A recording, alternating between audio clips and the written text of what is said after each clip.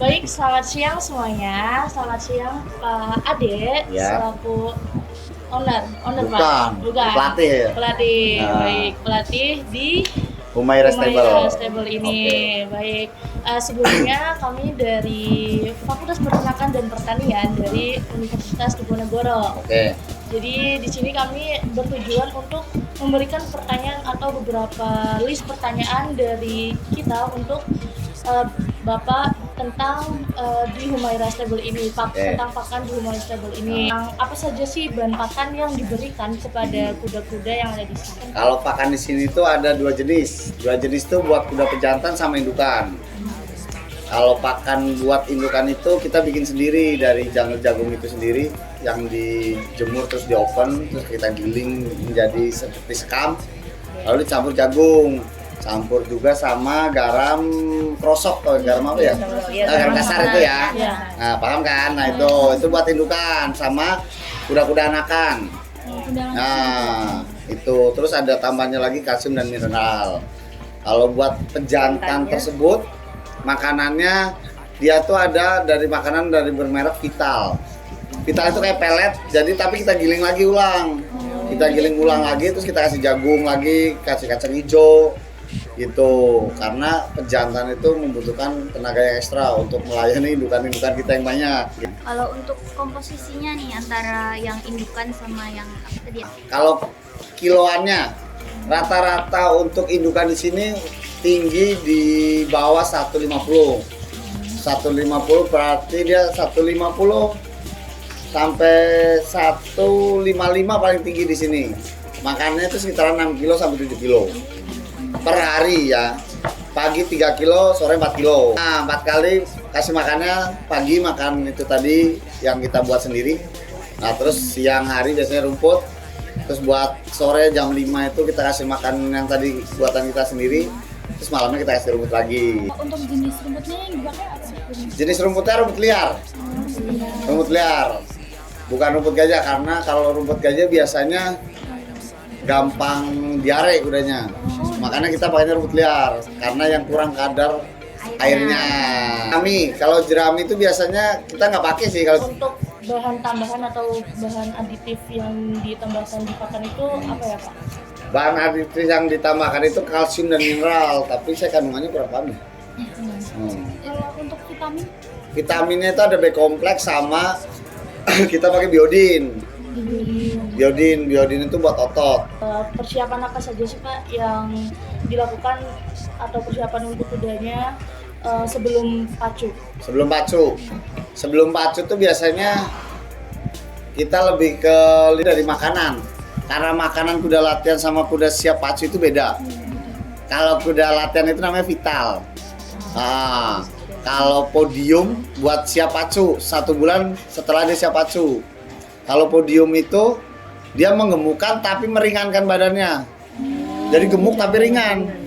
Gitu, itu podium. Gitu.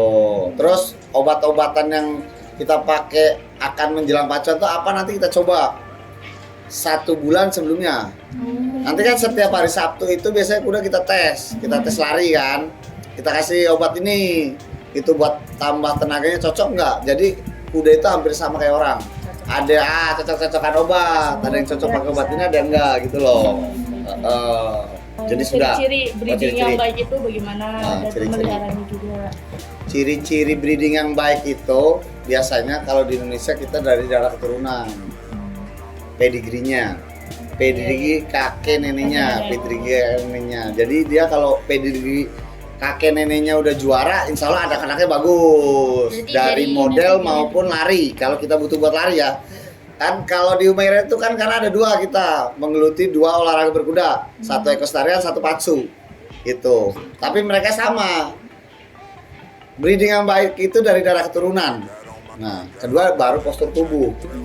Nah gitu. Ekostarian itu ada 2. Ada jumping sama dressage. Oh, yang biasa ada rintangan lompat sama yang tunggang serasi yang langkahnya dibikin gitu. Ya.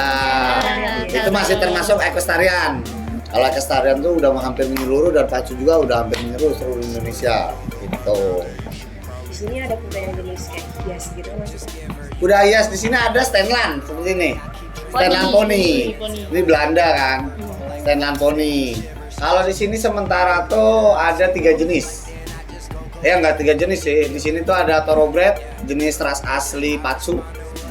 Thoroughbred itu dibuat dari kuda ras asli Eropa perkawinan dengan ras Arabian Horse. Kelasnya Thoroughbred. Nah, karena menghilangkan antara darah kekuatan sama kebesaran badan.